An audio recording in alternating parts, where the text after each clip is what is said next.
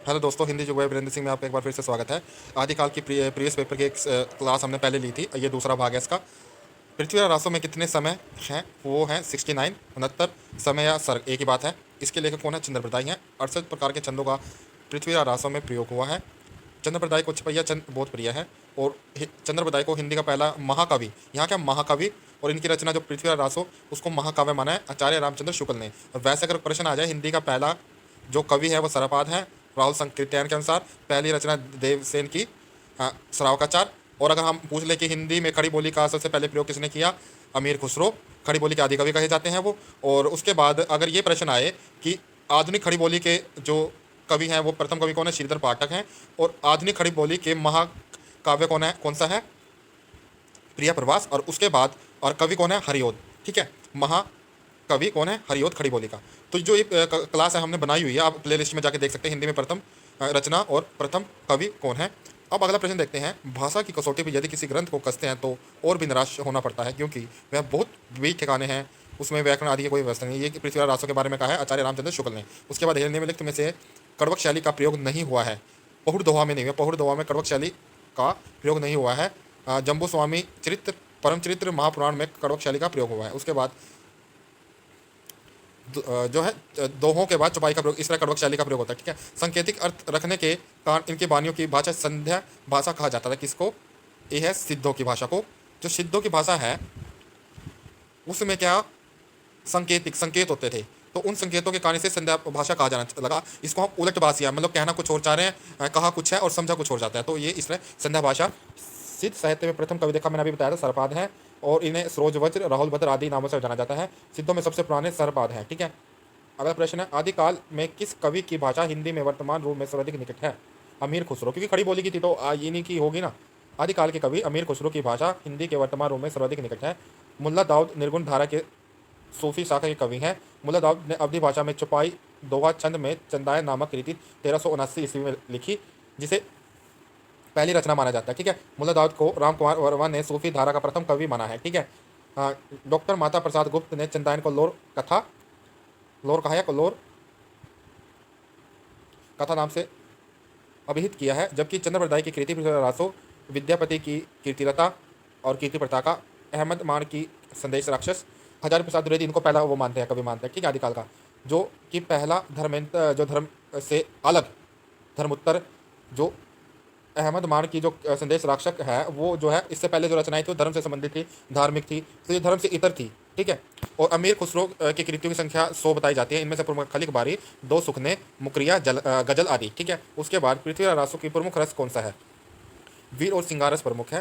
पृथ्वीराज रासो में प्रमुख रस वीर और सिंगार रस है।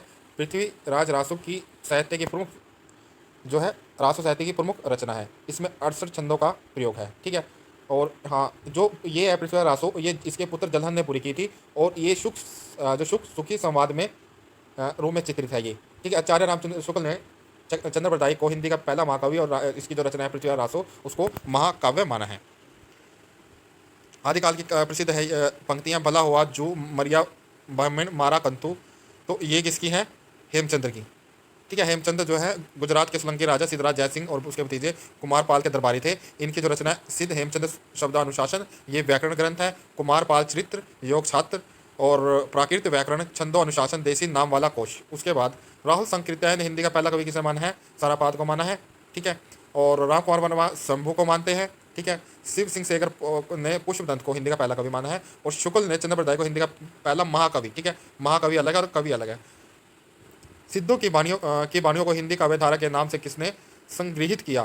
तो महापंडित राहुल संकीर्तन ने किया।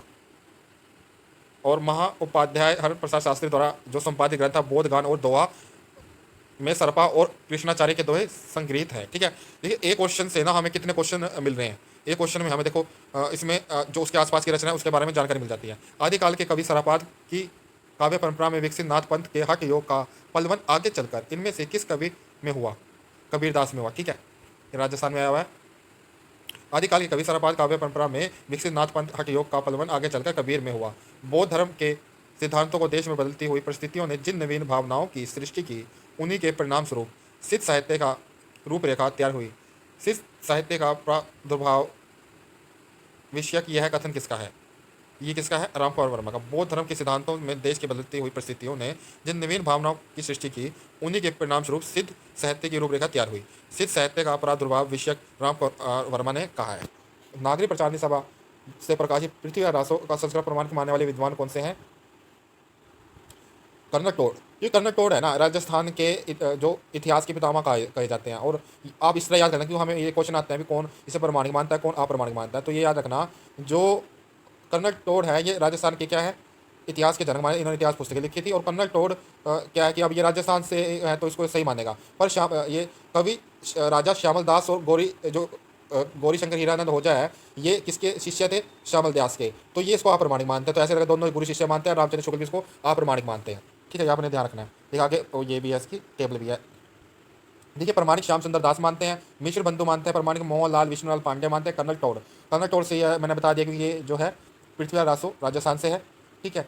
और अप्रमाणिक कौन मानता है? आचार्य रामचंद्र शुक्ल, कवि राजा श्यामल दास। ठीक है, ये इन्होंने भी जो है राजस्थान के कवि हैं ये। और गौरी शंकर ये इसके क्या है? शिष्य हैं। तो गुरु शिष्य अप्रमाणिक मानते हैं, ऐसे याद रखना। और वुल्लर मानता है और मुराददीन मानता है। और एक ये डॉक्टर वुल्लर ही हैं, जो जैसे इधर तो कर्नल टोड हो गया अंग्रेज, इधर वुल्लर हो गया। ठीक है, इसने इसको कश्मीर से पृथ्वी राज विजय मिली थी रचना, उसके आधार पर इसको अप्रमाणिक मानता है ये। ठीक है। और अर्ध प्रमाणिक हजार प्रसाद द्विवेदी हो गया, दशरथ ओझा हो गया। देखिए इधर एक दशरथ शर्मा इसको प्रमाणिक भी मानते हैं। और दशरथ ओझा जो है क्या है? अर्ध प्रमाणिक मानते हैं। सुनीति कुमार चटर्जी को अर्ध प्रमाणिक, मुनि जिन विजय भी अर्ध प्रमाणिक मानते हैं। तो इस तरह आप याद रख लेना। उसके बाद भारतेश्वर बाहुबली रास इनमें से किस विधा काव्य धारा की है? तो इसका आंसर है जैन काव्य धारा की। जो भारतेश्वर बाहुबली रास है जैन साहित्य काव्य धारा का ग्रंथ है। इसके लेखक शालिभद्र सूरी हैं। गणपति चंद्र गुप्त ने शालिभद्र सूरी को हिंदी का प्रथम कवि माना है, पर हमें राहुल वाला ज़्यादा प्रमाणिक है, वही माना जाता है। आचार्य रामचंद्र शुक्ल ने रासो साहित्य का विवरण वीर गाथा काल के अंतर्गत दिया है। शुक्ल ने चंद्र बदाई को हिंदी का प्रथम महाकवि माना है, तो महाकवि माना है। ठीक है, इनकी प्रथम रचना पृथ्वीराज रासो थी, ये हमने पढ़ लिया है। सिद्ध साहित्य के अंतर्गत सरपाद आते हैं। राहुल ने इनको प्रथम कवि माना है, यही प्रमाणिक है। और सरपा की रचना है दुआकोश। ठीक है, नाथ पंथ के जो गोरखनाथ है बौद्धों की वर्जनान सागा से निकले हैं। उसके बाद है क्वेश्चन, निम्नलिखित में से कौन सी रचना शिलांकित है जो पत्थर पे मिलती है? वो है राउल वेल। ये शिलांकित है, रोड़ा कवि नामक कवि की है, 10वीं 11वीं शताब्दी की है, गद्य पद्य में है ये। ठीक है, एक ये आपने ध्यान रखना है, क्वेश्चन आया भी है यूजीसी नेट में भी आया हुआ है। ये देखिए राजस्थान में भी आया हुआ है। ये नक्श जो ये है ना, बालों से लेकर नखून से लेकर पूरा जो है क्या उसका वर्णन किया जाता है श्रृंगार का। तो वो जो है परंपरा जो है यहीं से शुरू हुई है। और वर्ण रत्नाकर जो है मैथिली हिंदी में रचित ज्योतिश्वर ठाकुर की गद्य प्रथम रचना, ये भी क्वेश्चन आया हुआ है एचएन में। वर्ण रत्नाकर मैथिली हिंदी में रचित ज्योतिश्वर ठाकुर की गद्य की प्रथम रचना है। इसका ढांचा, अब ये क्वेश्चन भी आ सकता है, विश्व कोशात्मक है। लाइन दे देगा जैसे कि वर्ण रत्नाकर के बारे में कौन सा कथन असंगत है, तो जैसे मैथिली भाषा में है। ठीक है, गद्य की प्रथम रचना होगी, विश्व कोशात्मक है। ठीक है, उक्ति व्यक्ति प्रकरण जो है दामोदर द्वारा रचित व्याकरण ग्रंथ है। तो आपने याद रखना, उक्ति व्यक्ति प्रकरण जो है व्याकरण ग्रंथ है और दामोदर शर्मा द्वारा रचित है। उसके बाद देखिए आदिकाल साहित्य से संबंधित इनमें से कौन सा कथन सही नहीं है? देखिए इसने तो दोहा आदिकालीन अपभ्रंश साहित्य का प्रमुख छंद है, ये सही है। दोहा को चर्यापद की भाषा में कोई अंतर नहीं है, तो ये गलत है। चर्यापद में एक प्रकार के गीत होते हैं जो सामान्यतः अनुष्ठान पर गाए जाते हैं। ठीक है, तो ये सही है। आदिकालीन बौद्ध साहित्यों में दोहा कोशों के साथ साथ चर्यापदों की रचना की, तो ये भी सही है। देखिए दोहा कोशों में चर्यापद की भाषा शैली में कोई अंतर नहीं है, ये कथन क्या है? गलत है। ठीक है, उनमें अंतर है।